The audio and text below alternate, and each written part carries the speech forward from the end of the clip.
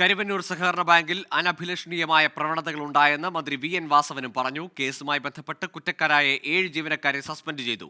106 കോടി രൂപ നിക്ഷേപകർക്ക് മടക്കി നൽകിയെന്നും ബാക്കിയുള്ളത് നൽകാനുള്ള നടപടി സ്വീകരിക്കുന്നുവെന്നും മന്ത്രി വ്യക്തമാക്കി.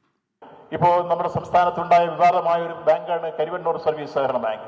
ആ കരുവന്നൂർ സർവീസ് സഹകരണ ബാങ്കിൽ ഒരു ബാങ്കിലും നടക്കാൻ പാടില്ലാത്ത രൂപത്തിലുള്ള അനഭിലഷണീയമായ പ്രവണതകളാണ് നടന്നത്.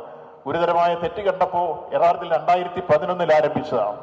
ആ 2011 ആരംഭിച്ച തെറ്റുകൾക്ക് ഇപ്പോഴാണ് നമുക്ക് പിടികൂടാൻ കഴിഞ്ഞത്.